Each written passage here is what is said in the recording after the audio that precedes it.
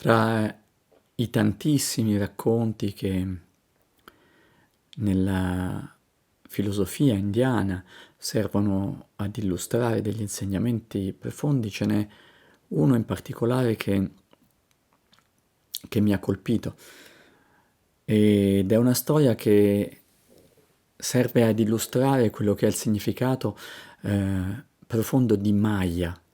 Maya è questa energia, un'energia divina che ha il potere di offuscare, che ha il potere di celare. È come un velo che ha la capacità di coprire il nostro sguardo, impedendoci di vedere la verità autentica, non solo delle cose, ma anche di noi stessi. Maya è tradotta normalmente con il termine illusione ed è proprio quindi questa incapacità di vedere al di là della nostra quotidianità talvolta e dei nostri movimenti automatici. Ebbene, questa storiella racconta di un episodio in cui c'è un maestro spirituale con il proprio allievo e un giorno questo allievo domanda al suo guru: Maestro, spiegami cosa è Maya, cosa è l'illusione. E il maestro gli risponde: certo, con piacere lo farò. Fai intanto una cosa, prendi questo secchio e vai al fiume e con questo secchio portalo qua così mi potrai dare dell'acqua da bere. Poi quando tornerai ti spiegherò cosa è Maya. Il giovane obbedisce ovviamente al suo guru, prende questo secchio e si reca al fiume. Immaginiamo la situazione, un mondo antico, probabilmente un villaggio, e quindi questo maestro che abitava fuori dal villaggio in compagnia del suo discepolo o dei suoi discepoli, quindi un mondo di campagna rurale, quindi questo ragazzo si allontana, raggiunge la riva del fiume e nel momento in cui sta per attingere l'acqua gira lo sguardo e vede una splendida fanciulla che sta lavando i panni nel fiume. Immediatamente c'è un incontro di sguardi tra questi due giovani e quello che scocca ovviamente è la freccia di Cupido e i due si innamorano. Il ragazzo va verso questa ragazza e da questo amore a prima vista sboccia una relazione. Il ragazzo viene invitato nel villaggio della fanciulla, trascorrono del tempo insieme, il ragazzo domanda la mano della fanciulla e i due si sposano. E poco dopo hanno dei bambini. Quello che accade però è che in questo frangente scoppia una guerra e quindi il ragazzo è costretto per difendere la sua giovane sposa e i neonati bimbi, è costretto a partire per la guerra. Parte e durante un combattimento feroce il ragazzo viene fatto prigioniero e rimane per lunghi mesi in un villaggio distante dove soffre e dove anela a poter essere liberato e aspettare che la guerra fra i villaggi finisca in maniera tale da poter tornare al suo villaggio. Il tempo trascorre e il ragazzo alla fine, malandato e ammalato, indebolito, quindi nel corpo e nello spirito, fa ritorno al villaggio della sua sposa. Arrivando al villaggio però non trova più la situazione del luogo e delle persone che aveva lasciato molto tempo prima. La sua giovane sposa è nel frattempo molto invecchiata, i figli sono cresciuti e ora più che mai hanno bisogno del padre, del sostegno del padre, il quale decide quindi di lasciare nuovamente il villaggio, questa volta di sua sponte, per andare a cercare un lavoro e mantenere quindi la sua famiglia. Da questo momento in poi iniziano tutta un'altra serie di peripezie.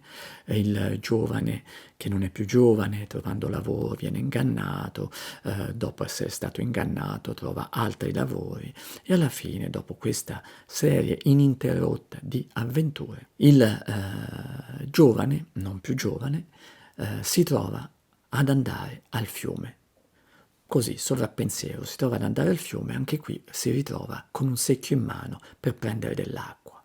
E in quel momento, prodigiosamente, improvvisamente, si rende conto che aveva dimenticato lo scopo per cui era andato oramai tanto tempo prima a prendere dell'acqua, ovvero prendere dell'acqua per poter dissetare il suo maestro nell'attesa che potesse dargli degli insegnamenti sul significato profondo di Maya, dell'illusione. È così che il giovane, non più giovane, come se si riavesse improvvisamente, come se si rinsavisse improvvisamente, si ricorda quindi di questo antico compito e con il secchio si dirige nuovamente dove si trovava il suo antico maestro.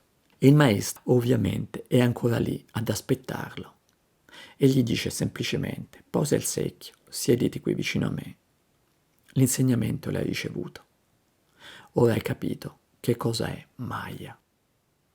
Questa semplice ma articolata leggenda, questo piccolo racconto, in maniera molto succinta ci spiega questo, molto probabilmente. Cos'è Maya? Cos'è l'illusione? Cos'è che ci fa dimenticare? Cos'è che vela lo sguardo? È la mancanza di memoria. È ricordarci quindi realmente per quale motivo siamo qua. Qual è lo scopo profondo? Uno scopo profondo che viene dimenticato ogni qualvolta abbandoniamo il secchio d'acqua per guardarci attorno e lasciamo che questo guardarci attorno ipnotizzi completamente la nostra attenzione, il nostro sguardo, la nostra energia, i nostri sforzi. Qualcosa che è fortemente connaturato come tendenza nell'essere umano, ma che lo è ancora di più nella nostra epoca, in cui qualsiasi occasione e qualsiasi istante sembra essere congegnato in maniera tale da farci dimenticare la nostra vera natura e il nostro vero scopo. Ogni istante noi siamo invasi completamente da circostanze che ci portano a distrarci. Ogni secondo c'è distrazione e la tecnologia in questo aiuta, tra virgolette, in maniera prodigiosa a far sì che noi siamo costantemente allontanati e distratti da noi stessi. È un velo di Maya che si sovrappone a velo di Maya che si costruisce sopra velo di Maya. E quindi questa semplice storia cosa ci dice e come possiamo leggerla in tutta la sua potenza e riportarla nella nostra vita quotidiana? Come possiamo fare in modo anche noi di non dimenticarci per quale motivo siamo andati al fiume? In maniera molto semplice, sedendosi.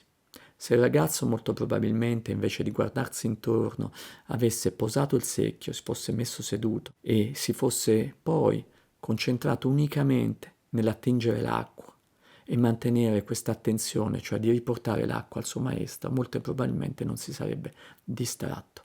Quindi l'unico modo per propiziare questo rinsavimento, questo risveglio della nostra memoria profonda, che è poi quella che ci riconduce alla identità con la nostra natura divina, profonda e primordiale, può essere risvegliata semplicemente concedendoci del tempo, dandoci un tempo per posarsi, dandoci un tempo per ascoltarci, dandoci un tempo per disintossicarci